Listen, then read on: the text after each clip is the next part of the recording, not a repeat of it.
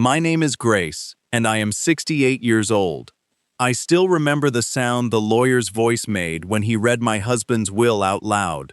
It was cold in that office, but the sweat on my hands was hot.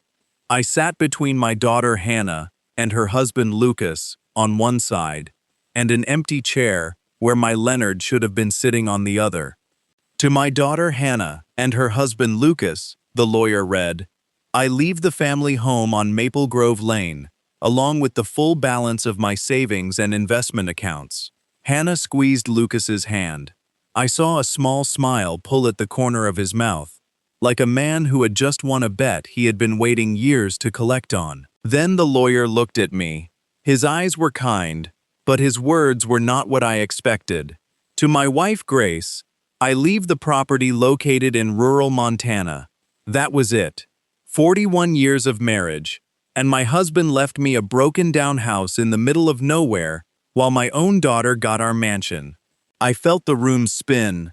I heard Lucas let out a small laugh, one he tried to hide behind his hand, but I heard it. I will never forget that sound as long as I live.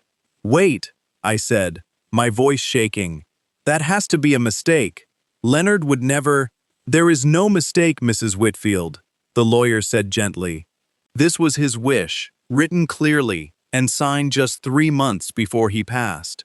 I looked at Hannah, hoping she would say something, anything, to make this feel less like a betrayal. But she just looked down at her lap. And that was the moment I understood something was very wrong, and very hidden, and I had no idea yet how deep it went.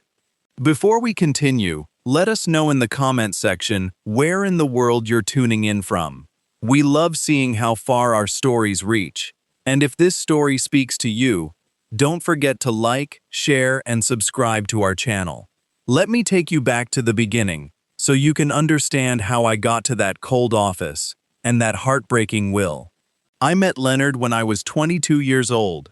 He worked at a hardware store downtown, and I worked at the flower shop 2 doors down.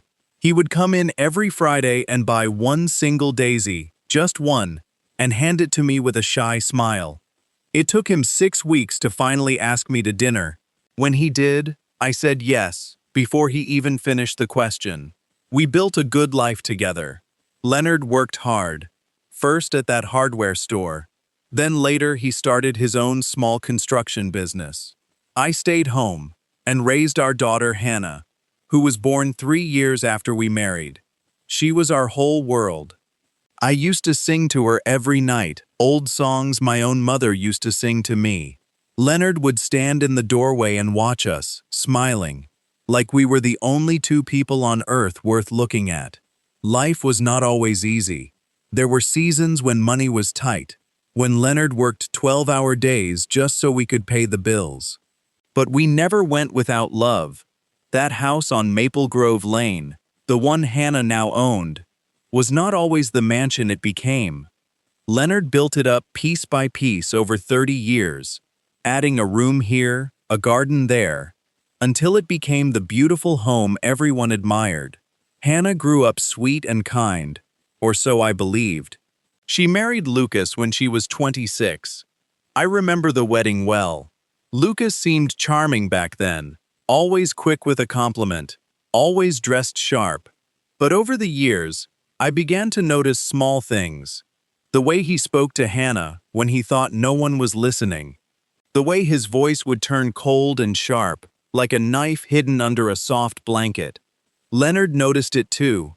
I remember one night, about 2 years before he passed, he sat me down at our kitchen table and said, "Grace, I don't trust that man.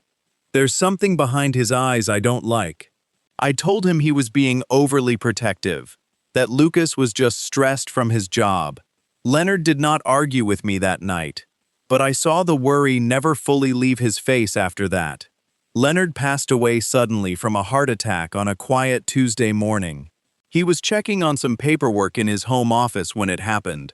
I found him there, slumped over his desk, and my whole world turned to ash in a single moment. I did not even have the chance to say goodbye. The weeks after his passing were a blur of tears and casseroles, brought by kind neighbors. Hannah and Lucas moved into the Maple Grove house almost immediately after the will was read, saying it made more sense for them to be there since it was already legally theirs. I stayed for a short while in the guest room, too heartbroken to think clearly about where I would go next. But things changed fast. Lucas began to make small comments about how long I planned to stay. Then the comments grew sharper. "You know, Grace," he said one evening, not even looking up from his phone, "most people your age would have the decency to figure out their own living situation, instead of hanging around where they're not needed." I felt my chest tighten, but I said nothing. Hannah was in the next room. I told myself she must not have heard him, because surely my daughter would never allow her husband to speak to her mother that way. But 2 nights later, I heard them arguing in the kitchen. I was not trying to listen, but the walls in that house were thin. "She has that place in Montana, Hannah," Lucas hissed. "Why is she still here? It's embarrassing, having her wander around like a lost old woman." "Lucas, please," Hannah whispered back. "She just lost Dad. Give her time." "She's had 3 weeks," he snapped. "That's enough time." I stood frozen in the hallway, my hand pressed against my mouth to keep from making a sound. That was the night I decided I would leave in the morning, before anyone had to ask me twice. I packed my one suitcase with trembling hands, tears falling silently onto my folded clothes. I did not know what awaited me in that broken-down house in Montana. I only knew I could not stay in a home where I was no longer wanted.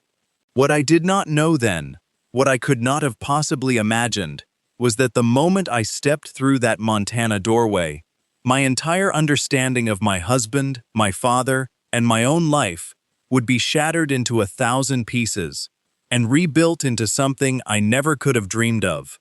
The bus ride to Montana took almost 2 full days.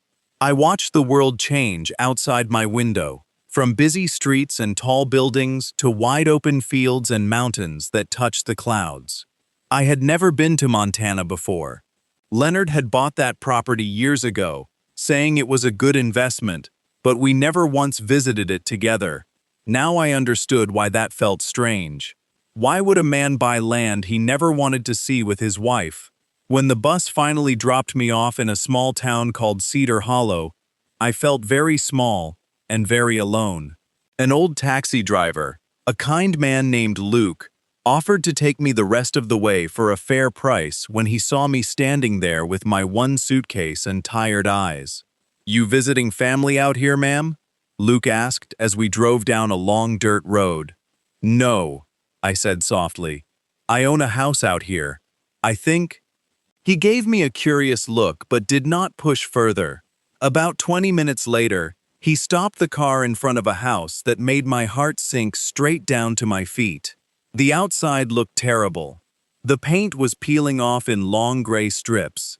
The porch steps sagged in the middle like a tired old back. Weeds grew tall around the fence, and one of the windows had a crack running through it like a lightning bolt. This was what my husband of 41 years had left me. I stood there holding my suitcase, feeling like a fool for ever loving him as much as I did. "You sure this is the right place?" Luke asked, concern in his voice. "I'm sure," I whispered, though inside I was not sure of anything anymore. Luke helped me carry my suitcase to the door before driving off, telling me to call the local diner if I needed anything, since everyone in town knew the number. I stood alone on that sagging porch for a long moment before I found the courage to push the door open. What I saw inside took my breath completely away. The inside of that house was nothing like the outside. It was warm. It was beautiful. The floors were made of polished wood that shined under the afternoon light, coming through clean, sparkling windows. Soft yellow curtains hung perfectly, and the furniture looked new but cozy, like someone had chosen every piece with care and love. There was a stone fireplace with a mantel, and on that mantel sat framed photographs. My hands trembled as I walked closer. There was a picture of Leonard and me on our wedding day. Another of baby Hannah wrapped in a pink blanket. Another of the 3 of us at the beach, laughing at something I could no longer remember. Someone had placed our whole life story on that mantle, in a house I did not even know had been fixed up. I sat down on the soft couch and cried harder than I had cried since the day Leonard passed. These were not only tears of sadness, they were tears of confusion too. Why would Leonard hide this from me? Why leave the outside looking abandoned while the inside held our entire life? I spent that first evening walking slowly through every room, touching the walls like they might whisper answers to me. The kitchen had fresh dishes in the cabinets, still wrapped in plastic like they were waiting for someone to use them. The bedroom had a quilt on the bed that I recognized, one my own mother had sewn for me decades ago, one I thought had been lost years back in a move. The next morning, I walked into town to get some food and to ask around about the house. The woman at the small grocery store, a friendly lady, told me that a work crew had been coming out to that property for almost 2 years, doing repairs, but always leaving the outside looking untouched. Folks around here always wondered about that, she said, handing me my bag of groceries. Your husband, was it? He came out here a few times himself. Quiet man, kept to himself, but he sure loved this old place. Leonard had come here, without me, multiple times. I walked back to the house that day with my mind spinning with questions that had no answers yet. Over the next few days, I settled into a strange, quiet rhythm. I cleaned what little needed cleaning, cooked simple meals in that fully stocked kitchen, and tried to make peace with my new life. The town of Cedar Hollow was small and kind. People waved at me on the street, even though they did not know my name yet. It was such a different feeling from the coldness I had felt in Hannah's home during those final weeks. One afternoon, while wiping down the kitchen counters, I noticed something odd. The refrigerator, a large silver one that looked almost too new for a house otherwise filled with older, comfortable furniture, was pulled slightly away from the wall. Just an inch, maybe 2. It was barely noticeable, but I have always had a sharp eye for things out of place. 41 years of keeping a home will do that to a woman. I tried to push it back into position, but it would not budge easily. Curious, I got down on my knees and looked behind it. There, along the edge of the wall, I saw the faint outline of what looked like a seam, almost like a hidden door pressed into the wallpaper. My heart began to pound. I pushed harder against the refrigerator, using all the strength my tired old arms could gather, until it finally slid several inches to the side with a low groaning sound. Behind it was not just a wall, it was a door. A small narrow door, painted the same color as the wall, so that it would blend in perfectly to anyone who was not looking closely.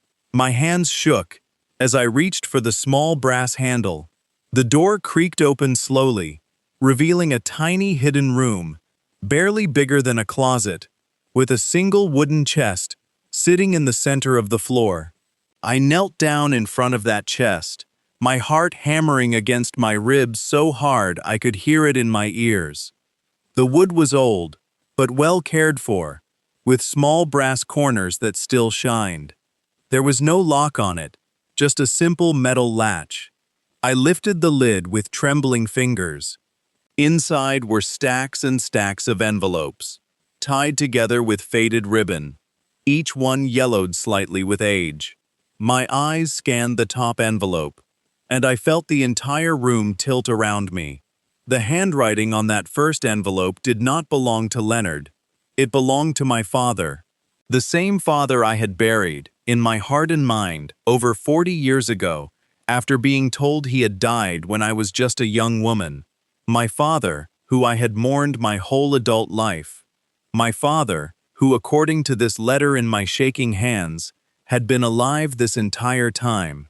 I sat on that cold floor for a long time, just staring at my father's handwriting, unable to move. My hands would not stop shaking as I untied the faded ribbon, holding the first stack of letters together. The paper felt soft and worn, like it had been folded and unfolded many times over many years. The first letter was dated almost 40 years back, Not long after I was told my father had passed away from a sudden illness. My mother had cried at his funeral. I had cried at his funeral. Except now, holding this letter, I understood there had never truly been a funeral for him at all. Only an empty box, and a story I had believed my entire life. My dear Grace, the letter began, if you are reading this, then Leonard has finally told you the truth. Or perhaps you found this room on your own, which would not surprise me, as you were always a clever girl. I know I owe you more explanation than these pages could ever hold, but I will try. My father wrote that he had made powerful enemies in his younger years, through a business dispute that turned dangerous. The kind of danger that threatened not just him, but his young family too. To protect my mother and me, he had faked his own passing and disappeared, watching from a distance for decades, never able to hold me or speak to me, but never truly leaving either. He said he found ways to check on me through the years, quiet ways, careful ways, always making sure I was safe and cared for, without ever revealing himself.